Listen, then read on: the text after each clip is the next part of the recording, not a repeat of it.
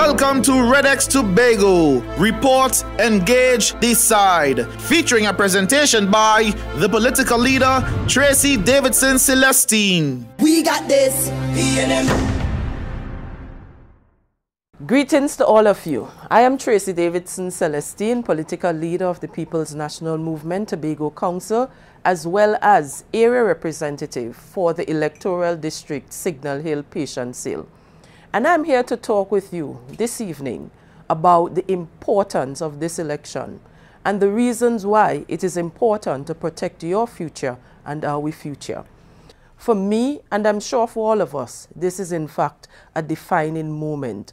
A moment where we can have autonomy on one hand or cessation on the other hand. Tobago is at a crossroads. And so today I am talking to you about the Tobago Autonomy Bill and the opportunities that we have lost as a people when we did not get the support of the PDP as well as the UNC.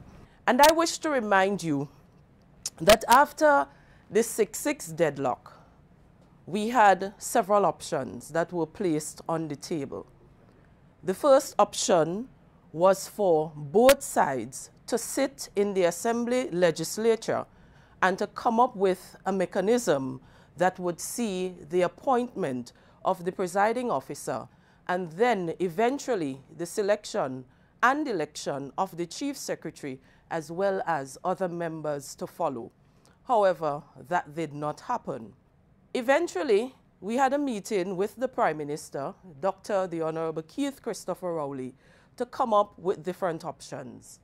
At that meeting held in Magdalena, two options were put to the table by the Prime Minister, who chaired that meeting in an independent capacity, not as the political leader of the People's National Movement, but as the Prime Minister with responsibilities for Trinidad and Tobago.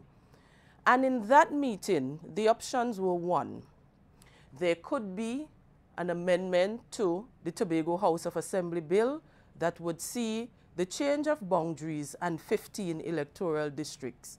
Those 15 electoral districts, I remind you, did not come out of a hat, but through a process of consultation that would have taken several years.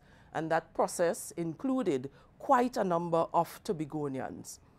We also looked at the option of putting aside our shorter-term objectives or shorter-term goals for the longer objective, which is to ensure that Tobago receives autonomy.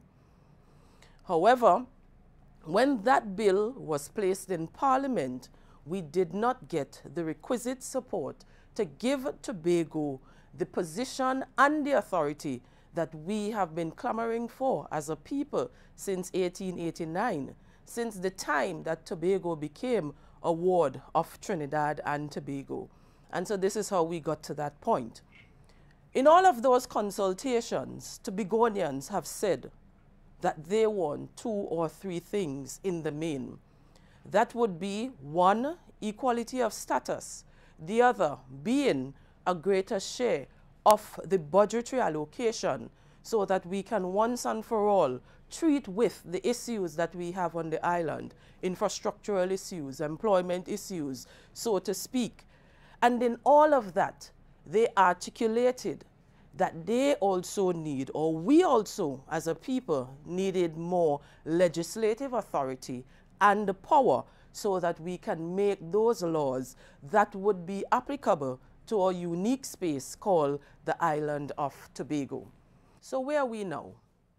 The People's National Movement position is autonomy for the people of Tobago, because in that arrangement, we see quite a number of benefits that can be accrued to all of you. But when that bill was laid in the Parliament, we started hearing quite a lot of noise about the process which led to the Tobago Island Government Bill being laid at the table.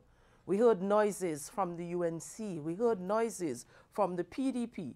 But when you look at all of the years that the people of Tobago have been clamoring for self-determination, that have been clamoring for more legislative power, the process really started somewhere in 1977 and is still going at this point in time.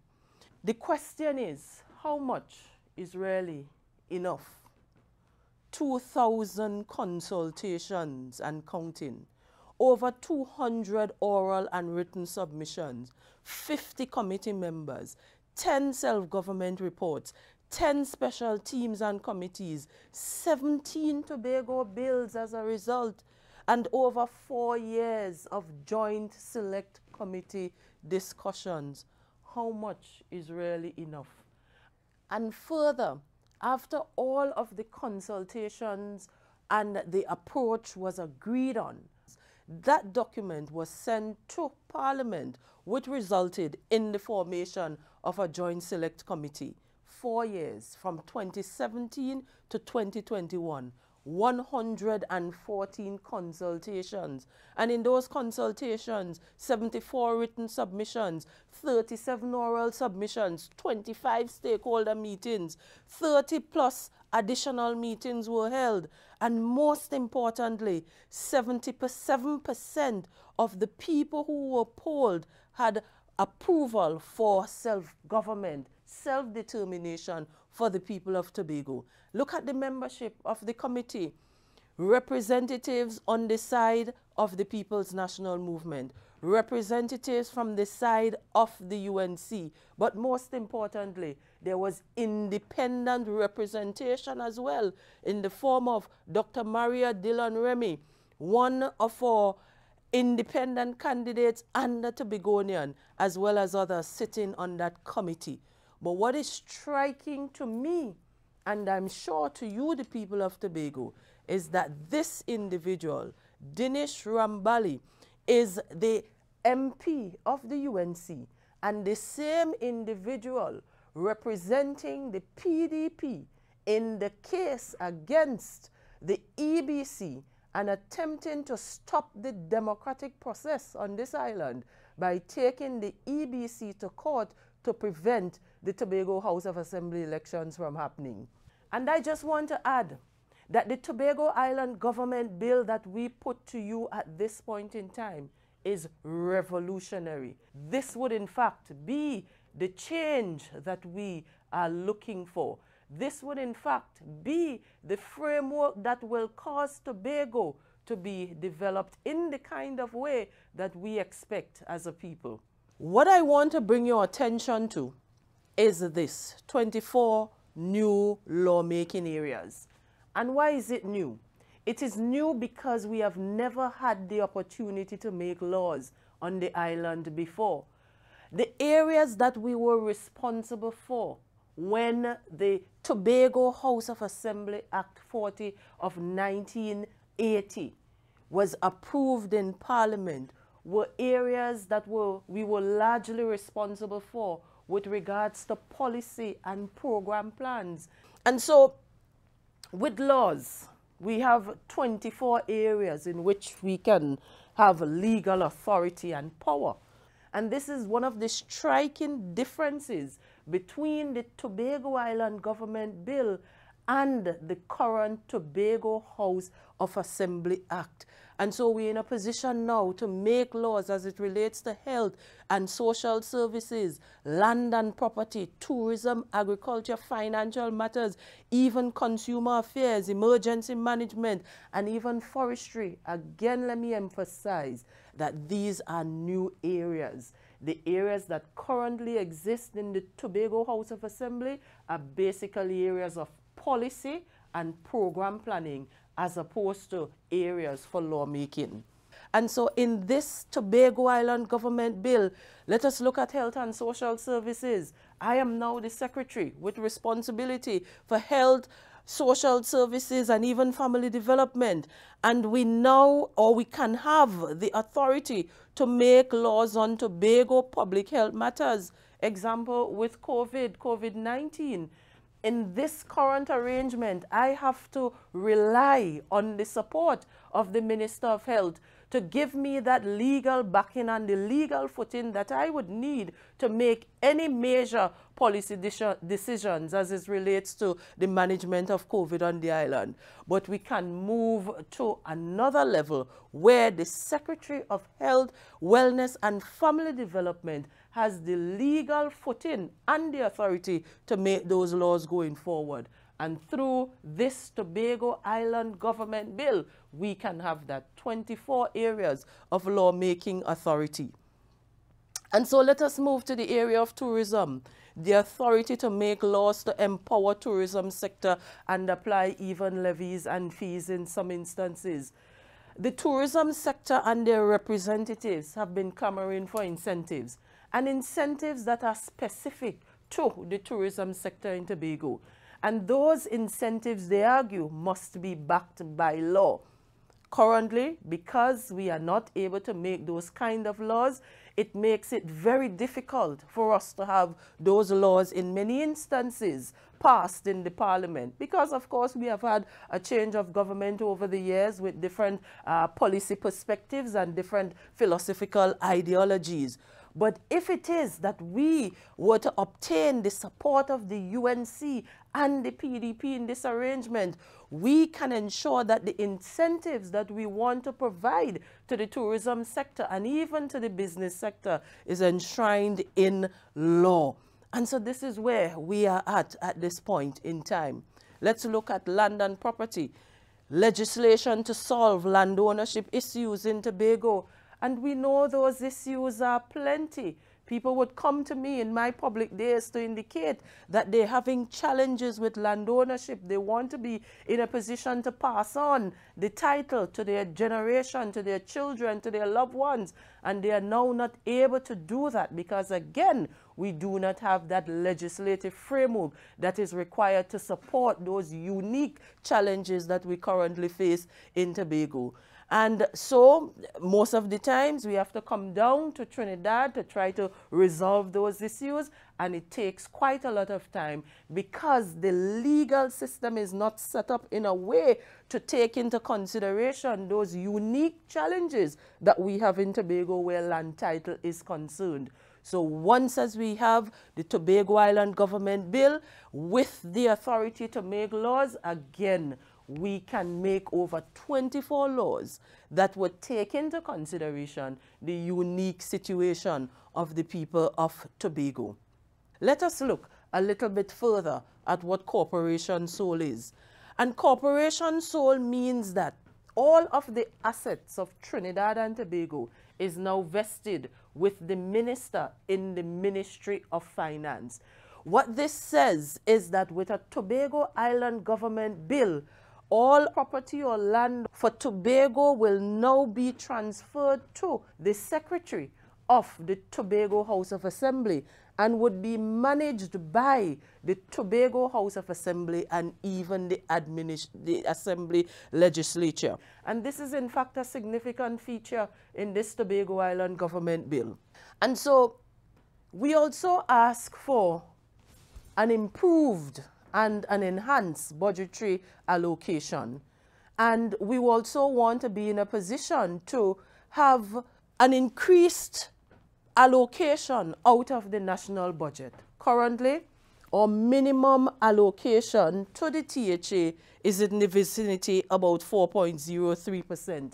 And let me remind you, this would have come out of the Dispute Resolution Commission, which was, of course, a disagreement between the Tobago House of Assembly then and the central government. And the court at that time rather, approved a 4.03 minimum percent for Tobago, which in many instances equate to approximately $2.38 billion. And of course, we know that that is based on the overall total of the national budget. But let's look at the minimum allocation in this Tobago Island Government Bill for the people of Tobago.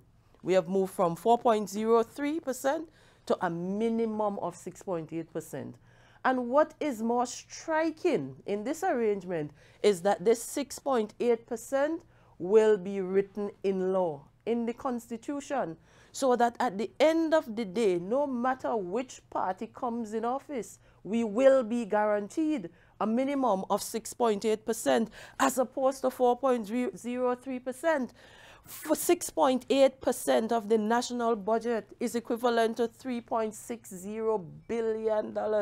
That is an additional $1.3 billion for the people of Tobago, which is about $21,000 per person on a yearly basis. What can we do with $1.3 billion? Yes, it's a lot of money. It means that we could provide the incentives for the tourism and for the business sector.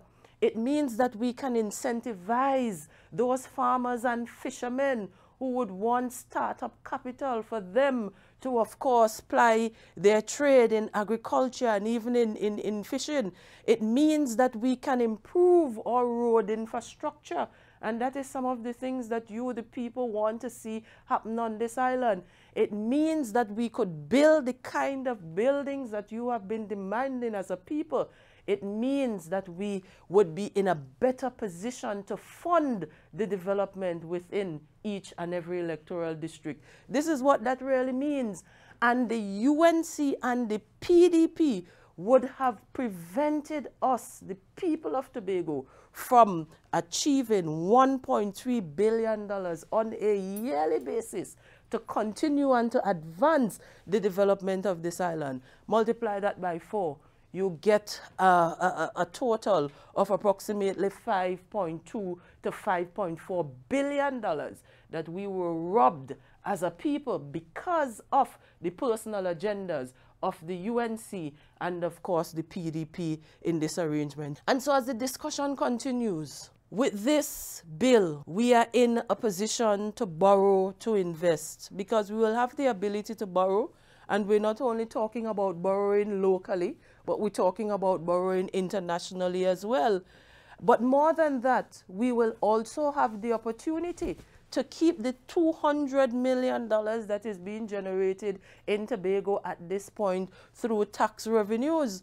That money will be kept in the coffers of the Tobago House of Assembly to be invested or reinvested in the people of Tobago. One of the things that also jumps out at me in the Tobago Island Government Bill is our ability, or the authority rather, to manage even our own human resources. Because we know that human resources are key to moving any island development forward. And we have currently an arrangement where we're not guaranteed any kind of representation on those boards and those commissions that deals with our human resources challenges on the island. And with this bill, it has not only taken into consideration additional funding, but it also ensures that we will have representatives from Tobago sitting on the Public Service Commission as well as the Teaching Services Commission. And these representatives will have the authority to represent all the views and all the challenges and to ensure that Tobagonians are in a position to capitalize on the opportunities that are created as a result of the work of the Public Service Commission and the Teaching Service Commission.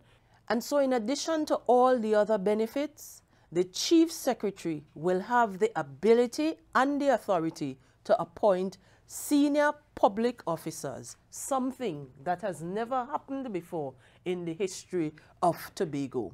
In essence, these are the important elements of the Tobago Island Government Bill. We ask for equality, it has been accounted for. We ask for an improvement in or allocation from the resources of the state, it has been accounted for in this Tobago Island Government Bill. We asked to sit side by side with Trinidad, and it has been accounted for in this Tobago Island Government Bill. However, we can lose this with the snap of our finger. And so the people of Tobago, my fellow Tobagonians, this is about secession or autonomy. If you choose autonomy, these are the benefits that can be accrued to us as a people. How much is really enough? over 2,000 consultations, over 4 years of the Joint Select Committee meeting and discussing and eliciting the views of the people of Tobago so that we can shape this position that would in fact make Tobago a better place. My fellow Tobagonians, this is where we are. You are here now. And this is the timeline. We are mere days away from December 6th, the day that could decide whether we have an enhanced relationship with Trinidad or we are on our own.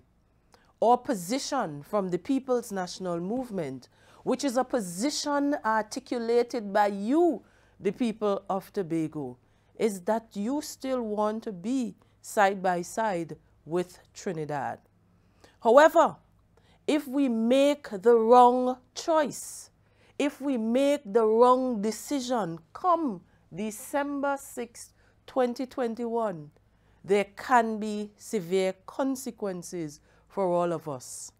And so our future can in fact be threatened. And so the choice is yours.